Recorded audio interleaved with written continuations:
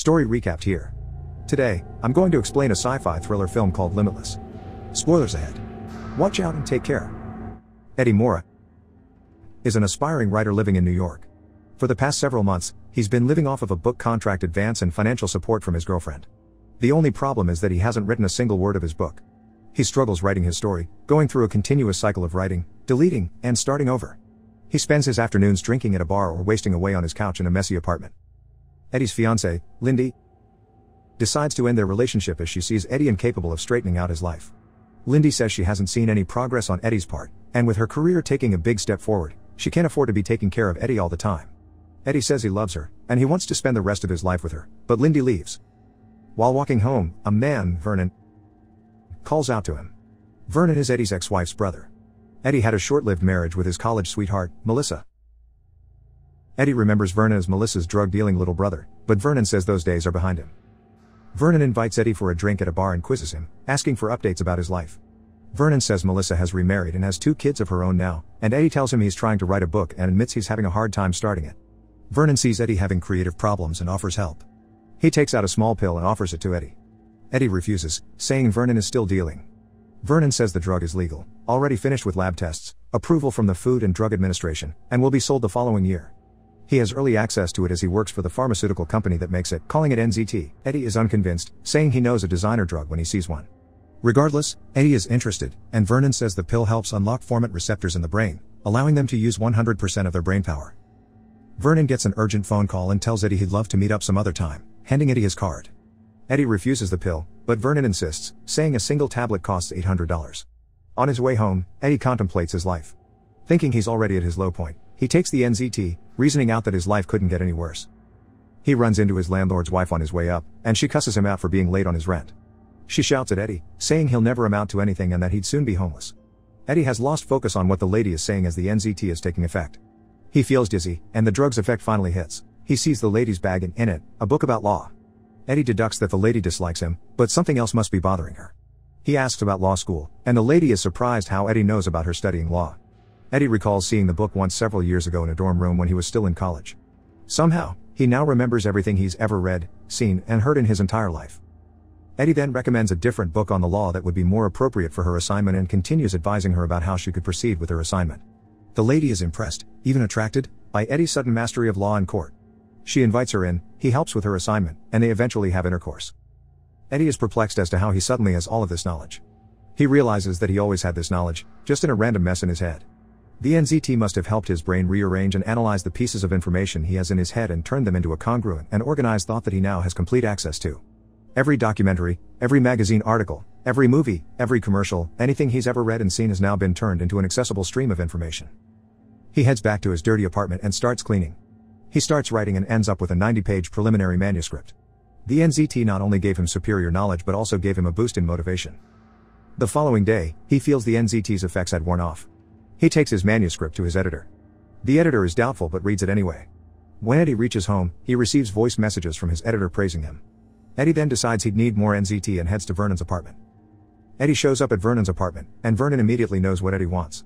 Eddie sees Vernon has bruises and scratches on his face and asks him what happened, but Vernon avoids answering.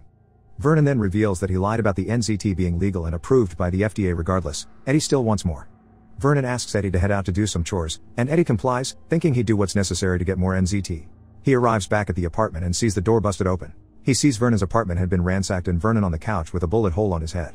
Eddie calls the police but realizes he needs to find Vernon's NZT stash before the cops arrive. He finds a pack of NZT along with Vernon's list of clients and cash. At the police station, Eddie is interviewed and gets a phone call from Melissa. The police then tell Eddie they'll stay in contact. At home, Eddie takes another pill and his creative juices start flowing. With Vernon's cash, Eddie gets a haircut and new clothes. He starts getting in shape and even finishes his book in 4 days. He learns to play the piano in 3 days and notices he can learn any language by listening to it. Eddie becomes outgoing, meeting new people and impressing everyone with his mastery of almost any field. He becomes daring, his shyness gone, and he feels like he could achieve anything he ever wanted. Eddie gets a realization and suddenly knows what he needs to do. He'd delve into the world of stock trading. He meets Kevin, a broker working in Wall Street, and he becomes Eddie's entry point into the world of stocks. Eddie starts reading books on stock trading and monitors the stock market for movement. With NZT, he grew Vernon's remaining $800 to $2,000 in a day. The next day, it reaches $7,500. Eddie needs more capital for more growth and decides to seek help from a loan shark, Gennady. Gennady decides to give Eddie the loan but warns that he must be paid on time, or else something terrible would happen to Eddie. Eddie accepts the risk, confident that he would pay Gennady back in no time. The following day, Eddie heads to Kevin's brokerage firm and starts buying and selling stocks. Within 2 weeks, Eddie increased his brokerage account to over $2 million. Word starts getting around, and soon, Kevin calls him to say that a Wall Street tycoon wants to meet with him. That evening, Eddie has dinner with Lindy, and he tells her all about the good things he's been doing with his life. Seeing Eddie clean up his act, Lindy is proud, and Eddie tells her he just got a sudden wake-up call and decided to get his life together. After dinner, they head back to Lindy's place and make love. Over the next couple of days, the couple rediscovers their love, and soon, Lindy tells Eddie that she wants to be together with him again. As they talk about restarting their relationship, Eddie spots a man eyeing him from a distance. Later that night, Eddie stares out the window, looking to see if he'd spot the man but sees nothing. Lindy is in bed asking him to join her, but Eddie stumbles, and he's transported to the hallway in an instant. Eddie has no recollection of how he got out of his apartment, but Lindy sees him and asks him to go inside for a meal. The following day, Kevin joins Eddie for their meeting with the Wall Street giant. Kevin is nervous, but Eddie assures him that the meeting would be fine. Carl Van Loon, a Wall Street icon, arrives, and they start talking. Carl's companion is suspicious of Eddie and how he climbed up the ladder so fast, thinking it's a con, but Eddie talks his way through his questioning and impresses Carl. On a car ride home, Carl hands Eddie a stack of papers about the companies he owns and asks Eddie to take a look and to analyze a pattern and asks him what a good move would be. Eddie takes a thorough look and realizes that Carl must be planning a massive merger with a competing company. Carl is impressed even further, noticing how nobody could have figured that out in such short of a time. Carl gives Eddie a chance to restructure the deals between the companies and asks Eddie to meet him the following day. Eddie takes the challenge and exits Carl's limousine but decides he doesn't want to go home. He instead starts walking, wanting to take as much information as he can. Still, he finds himself having episodes of unconsciousness, finding himself in different parts of the city, and having no recollection of how he got there. He stumbles into several parties, into different clubs, meeting different women, and eventually ending up in a hotel room with a model where they have intercourse. Unbeknownst to Eddie, the strange man he had seen earlier is following him. After leaving the hotel, Eddie heads to the subway, where he runs into a group of thugs and gets into a fight. The NZT helps him remember every self-defense video, action movie, fight scene, and survival documentary he's ever seen, and he manages to fight off the group of thugs single-handedly. He starts running afterward and finds himself atop the Brooklyn Bridge by dawn with no recollection of what happened to him in the past 18 hours. He heads home and gets to bed but is awakened by his alarm, reminding him about the meeting with Carl. Afraid that he might run into another episode of amnesia, Eddie decides not to take an NZT pill. He looks through the files that Carl sent him but finds that he can't understand the data. Kevin calls, and Eddie tells him he needs to postpone the meeting, but Kevin says he'll never get another chance if he cancels now. Eddie arrives at the meeting without taking NZT, and he's noticeably less focused, dizzy, and even has trouble speaking. Carl notices Eddie is out of focus and asks him about Hank Atwood, the competing businessman he intended to merge with. Carl says Atwood was a nobody and had a meteoric rise in the world of stock trading. Carl is perplexed about how Atwood had such a steep rise, now ready to go toe-to-toe with him. Eddie doesn't focus on Carl and instead fixes his gaze on the television where he sees a new report of a woman who had been found dead at the hotel, the same woman he was with the night before. Eddie loses all focus and excuses himself from Carl. He heads out and starts vomiting, his stomach churning at the thought that he may have killed someone. He heads home and gets a call from Melissa, who is asking questions about Vernon's death. Eddie asks her if they could meet up somewhere, and Melissa reluctantly agrees. Eddie goes through Vernon's notebook at a park, looking up Vernon's clients and calling them to find out more about the effects of NZT. Each number he calls, he gets an answer saying the person had died. Each of them had experienced severe headaches, vomiting, and some even fell into a coma. Still, they all ended up dead. He dials another number, and a man behind Eddie had his phone ringing. He answers, and Eddie hears his voice from the other line. Eddie recognizes him as the man who was spying on him. It's the same man who had followed Eddie and the model to the hotel. Eddie starts running, and the man follows him. Eddie runs through the streets swerving through traffic. He finally makes his way into a taxi cab to the meeting place with Melissa. Melissa tells Eddie that Vernon's death didn't surprise her and says she knows about the NZT. She took it too but soon decided to get off of it. Having the brain function at a prolonged high level of mental activity would result in mental fatigue and burnout. She got scared and stopped taking NZT suddenly. She felt lazy, unfocused, and had problems maintaining her job. 2 years have passed, and the after effects still haven't worn off. She recommends that Eddie stop taking the pill too but tells him to lower the dosage as a sudden stop would be lethal. Eddie heads home but runs into Gennady. Gennady beats up Eddie and demands his payment. They stumble their way up Eddie's apartment, and Eddie drops an NZT pill. Gennady picks up the pill, believing it to be some kind of drug, and takes it himself. They then head to the bank, and Eddie gives him the money. Gennady notes that the pill made him feel excellent, and he'd be asking for more soon. Eddie makes his way to Lindy's office and collapses. Eddie is left with no choice but to tell Lindy everything. Lindy finally understands the source of Eddie's newfound motivation and agrees to retrieve the pills for him. She heads home, takes the rest of the drugs, and heads back. On her way back, she sees the man following him. She runs into the city park and asks two men to help her, but the pursuer stabs both men and continues chasing after Lindy. Lindy hides behind some boulders and calls Eddie. Eddie advises her to take one of the pills as it would give her the power to overcome the situation, and she does. After the pill takes effect, she knows what she has to do to escape from the man chasing her. She runs into the ice skating rink and carries a child, spinning her around and allowing the child's ice skates to slice the man's face. The man falls, and Lindy gets away. The following day, Lindy expresses her concerns about the pill, saying it turned her into a completely different person. Eddie promises he'll stop taking the pill as soon as he gets enough money. On the street, Eddie sees Gennady spying on him. Eddie approaches, and Gennady says he needs more of the pill. Eddie gives him a few but realizes Gennady won't stop. Eddie hires 2 bodyguards, thinking he'd need security with him at all times. He meets with Carl again and apologizes for how he behaved earlier, saying he was just sick.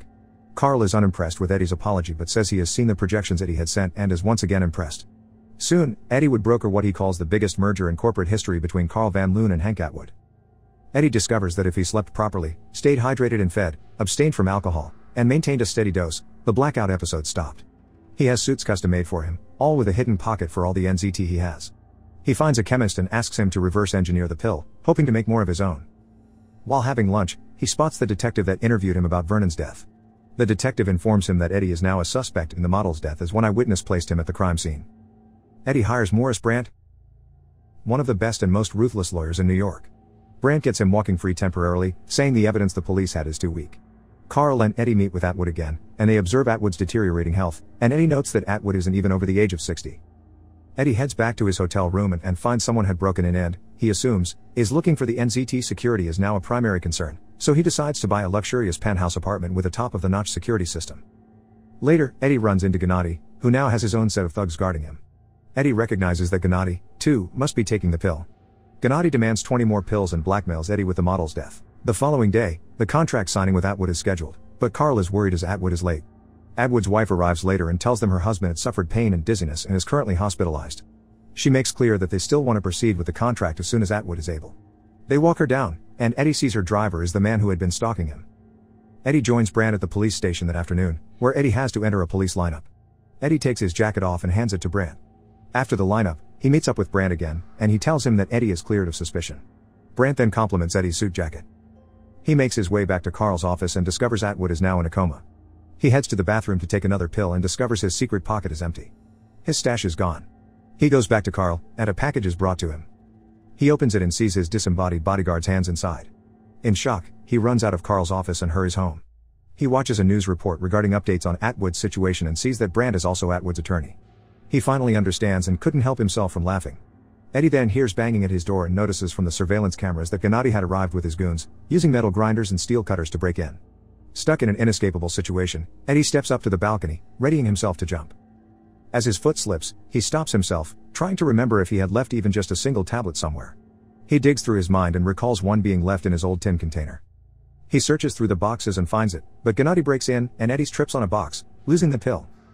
Gennady's goons pin Eddie down, and Gennady shows Eddie an even better way of using NZT. He dissolves it and injects it directly into his bloodstream. He says it's more potent this way and even lasts longer. Eddie looks around at his assailants and notices one of them has a blind eye. Gennady takes out several medical instruments, including knives, blades, and pliers, intending to torture Eddie into giving him more NZT. The henchmen start grinding into the safe in the next room while Gennady approaches Eddie, but Eddie stabs him with a knife he had earlier concealed. The two struggle and Eddie drives the blade into Gennady, killing him. Eddie lays on the floor next to a bleeding Gennady. He eyes the needle Gennady had used to inject the NZT and decides to drink Gennady's blood, hoping to get some of the NZT into him. It works, and his brain starts working at total capacity. He lays on the floor and waits for the half-blind henchman to come back. As the henchman flips Eddie over, he spits out the syringe needle directly into the man's seeing eye, blinding him completely. The other henchman runs in, but Eddie outsmarts them, hiding in a room and using a TV to bash his pursuant's head. Eddie runs, but a henchman catches up to him, choking him. Eddie kicks him off, and the blind henchman shoots the other henchman by accident. The blind henchman then starts firing his gun, hoping to hit Eddie, but Eddie manages to disable him by pushing the man into a window using a piano. At the hospital, Hank Atwood dies. Eddie appears at the hospital and sits next to the driver. He wonders how Atwood died even though they successfully got the NZT pills for him. The driver then helps Eddie find Brandt, finding out that Brandt had kept the pills for himself rather than give them to Atwood. They find the drugs in Brandt's closet. Several years pass, and Eddie is now running for governor. He gets a call that a man representing a large pharmaceutical firm is waiting for him in his office. Eddie is surprised to see that the man is Carl. Carl tells Eddie he left Wall Street a while back and is now in the pharmaceutical industry. Carl reveals that he now knows about NZT, telling Eddie that the company he owns manufactures the drug. Carl offers Eddie a steady supply of NZT in exchange for a few favors he would later ask.